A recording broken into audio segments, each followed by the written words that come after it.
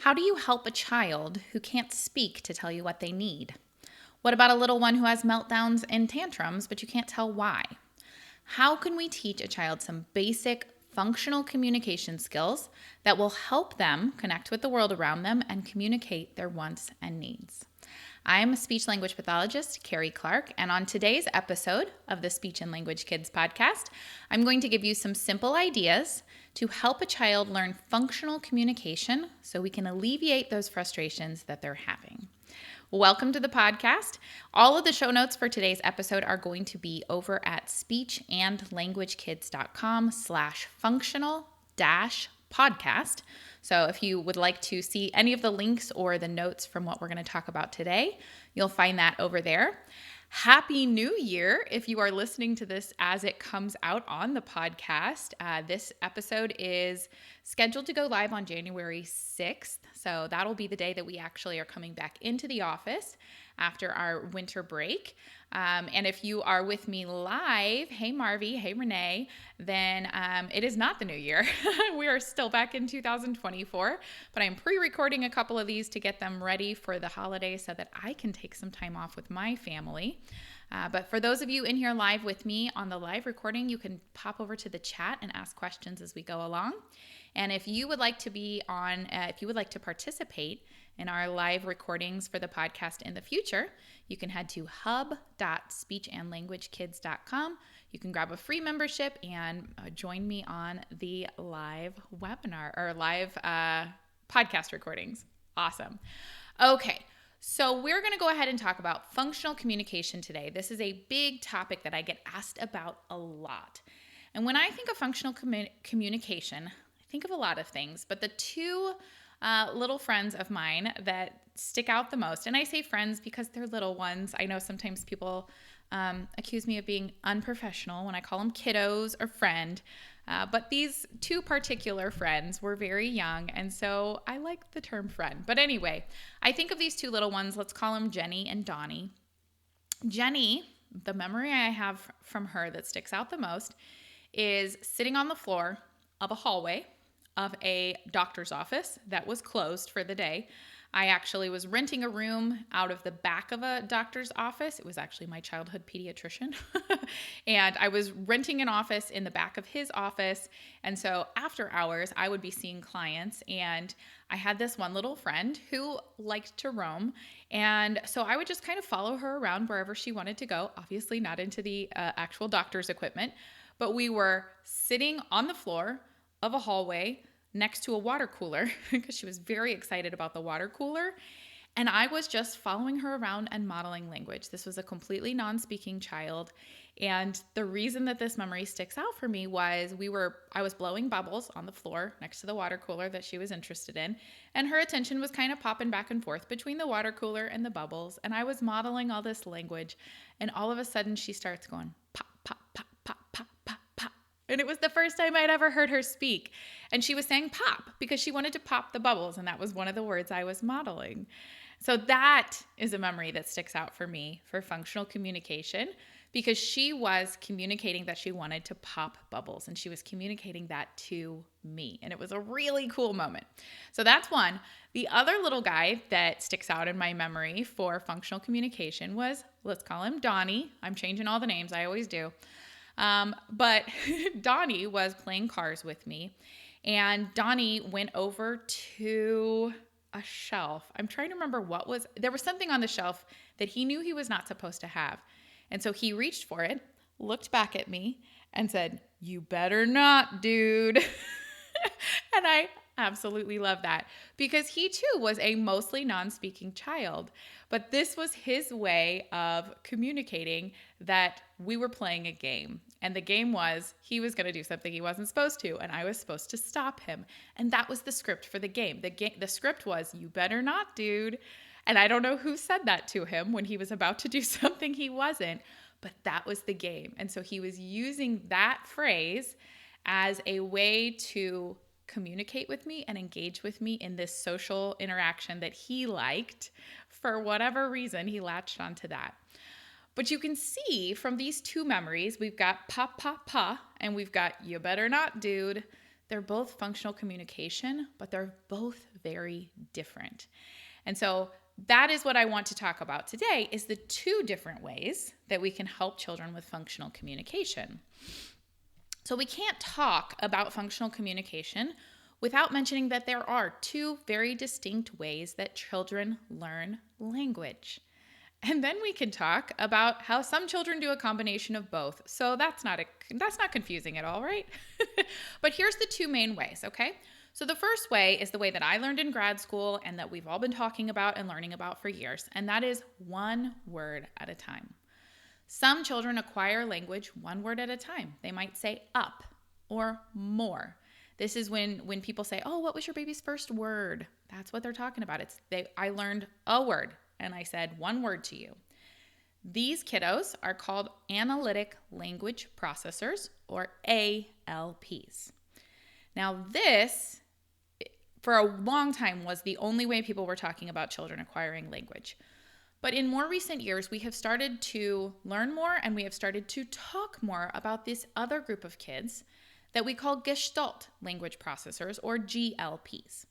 And these children are not learning language one word at a time. They are learning language in chunks or scripts. So we call these little chunks Gestalts, which means whole in German. I think something around the lines of whole. If any of you are in the live chat want to let me know if that's right or not. And so instead of learning one word at a time, they're learning entire phrases, entire sentences, entire scripts from TV shows, and they are learning those in chunks. So that one unit all comes together. They don't have the ability yet to break it into the single words, but they can say, you better not, dude, even though they can't say you or better or not or dude by themselves. That is one chunk that they have heard and they are now using for some sort of communication. And the key here is that these have meaning for them, but it may not be the same meaning as the meaning of those specific words. Okay? So if they say, you better not, dude, it doesn't mean they want me to not do something, right? Which is what the words mean. To them, that means we're playing a game. I'm going to engage with you. I am feeling this emotion and I'm ready to share this with you. Okay? So those are our Gestalt language processors. When we know if a child is an analytic language processor or a Gestalt language processor, then we can use that information to figure out what kind of models to give them. We can use that information to decide which strategies we'll use to teach them to communicate. And that is what functional language is all about. And so what I love about this is we're not just saying, hey, you got to do it my way. We're saying what works best for your brain. Let me present it to you in the way that works for you. And we're going to see faster progress in these children being able to communicate functionally. And that is super cool. Okay? So I'm going to talk a little bit about how to tell if a child is a GLP, because this is, like I said, the ALPs, that's the one we're all looking for. So how do you tell if your child or if the child you're working with is not learning language in that traditional method, but is rather a GLP? And again, remember, some kids do a combination of both, so that's okay too. But we're going to talk about the GLPs specifically for a moment, and then I'll give you some language strategies. All right? Okay, so if the child is not speaking much, or maybe not even at all, it can be hard to tell which way they're learning language or which way they might learn language once they start to get there. So here are some signs that you can look for to say that you might be working with a GLP, and therefore you may want to model more language chunks instead of just single words. So our GLPs often have a melodic way of speaking with a lot of variation in their intonation, even if you can't understand the words. So they may be babbling to themselves, they may be singing to themselves, and it's and so you're hearing all these variations in pitch, even though maybe the sounds aren't clear or maybe it sounds like gibberish. They also tend to say things the same way every time. So you might hear a and you hear that all throughout the day, and it has the same flow. It has the same pitch, the same rhythm, the same way every time. So that's another cue. Another one is liking to sing songs. Anytime I have get a message from somebody inside the hub saying, hey, I've got this kiddo and they love to sing and they can sing all these songs, but they can't speak. That's an instant red flag for me on GLP, and not red flag in a bad way. That was a bad term. There's nothing wrong with being a GLP. That's the cool thing about this, right? There are 2 different ways to learn language, and both are acceptable. But that is a signal for me if somebody says that there's a child who likes to sing and is not yet speaking, then I think, okay, maybe some GLP language modeling would be helpful. Hey guys, I see a bunch of you joining me inside the hub. Welcome. You guys can put your questions and thoughts inside the chat over there, and I'll take those as we go along, all right? Okay, so we're talking about signs that a child might be a Gestalt language processor. So we've got the melodic way of speaking, tending to say things the same way every time, liking to sing songs. Our GLPs often also love categories of language like farm animals or shapes or letters or numbers. So sometimes I'll hear from families, oh, well, my kid knows all their shapes and letters, but they're not speaking yet. They're not telling me what they need. That would be another cue that maybe this is a GLP. And then also liking to play the same way every time or reenact scenes. Maybe they're always lining up their cars, or maybe they're having their dolls reenact something that they saw on a video.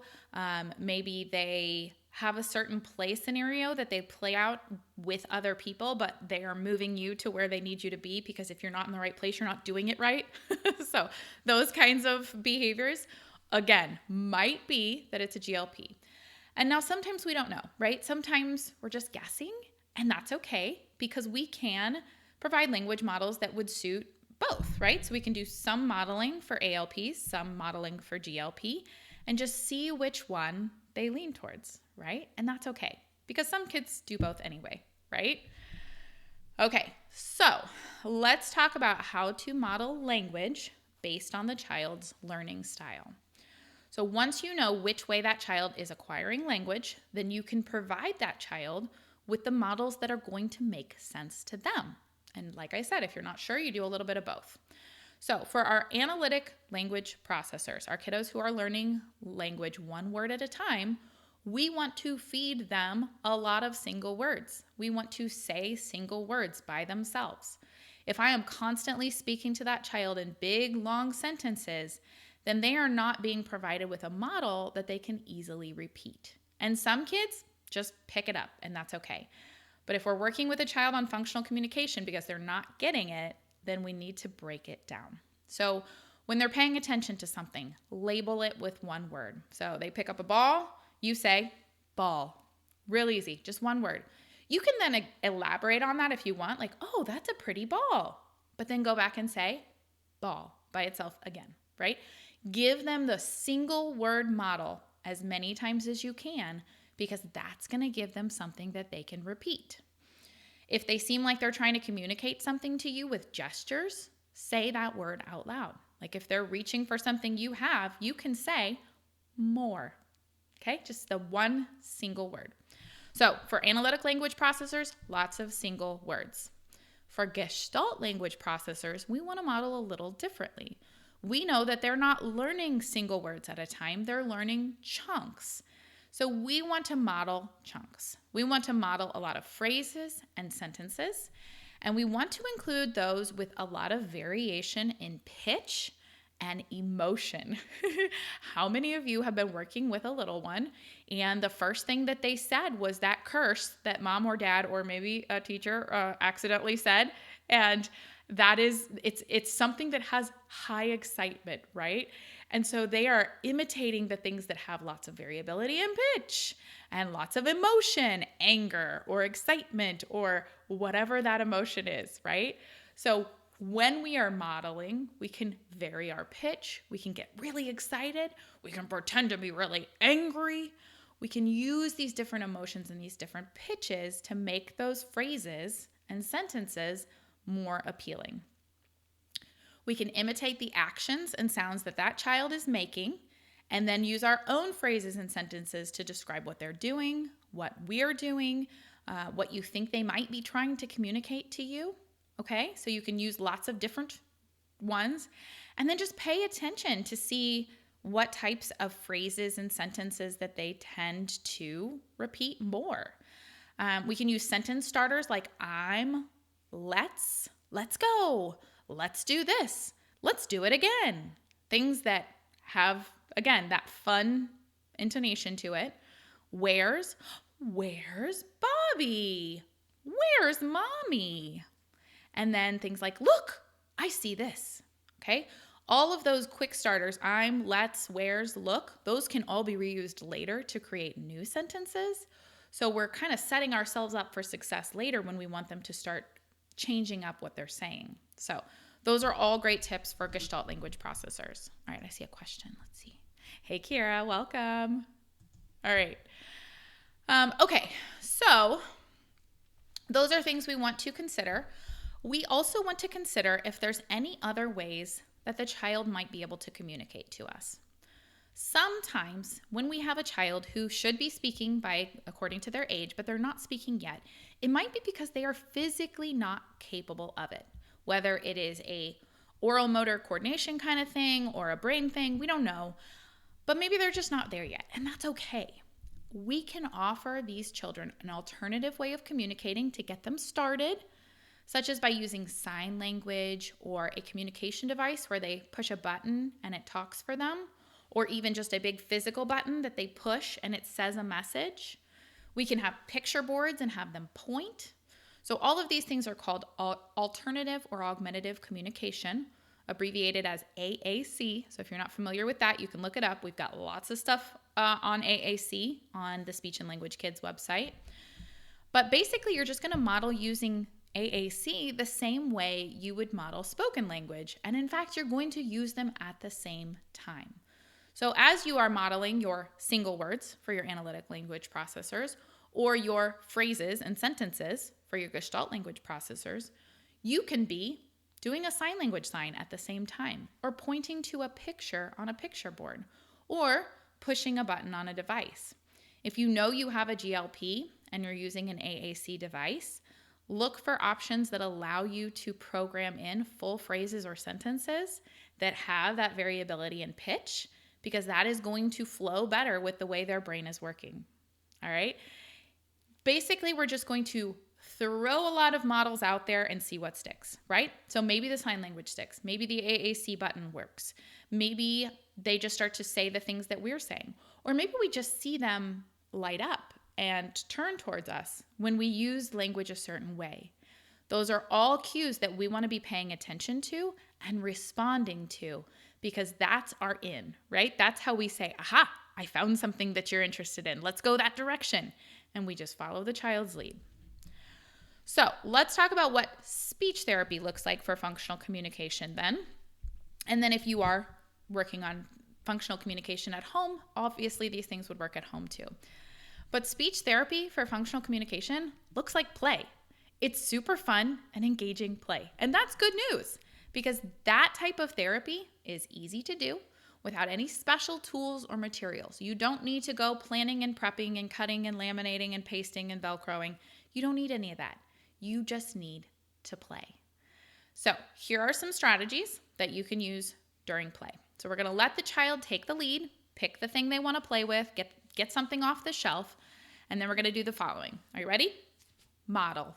Like a billion times. Keep modeling over and over and over again. You're going to model the way that makes sense for them, either the single words or the gestalts. And if you're not sure, you're going to model both. You're also going to imitate. We want to repeat back any sound that the child makes, imitate what they're doing with their body, imitate the way they're playing, play next to them doing the same thing. This is going to help them see you as a part of their world, and then look for little opportunities to expand on your imitations. So you make a sound that they made, and then you make a slightly different sound and see if they repeat back after you. Or maybe they're tapping out a rhythm on their toy on a drum, and you tap out the same rhythm, and then you add a line.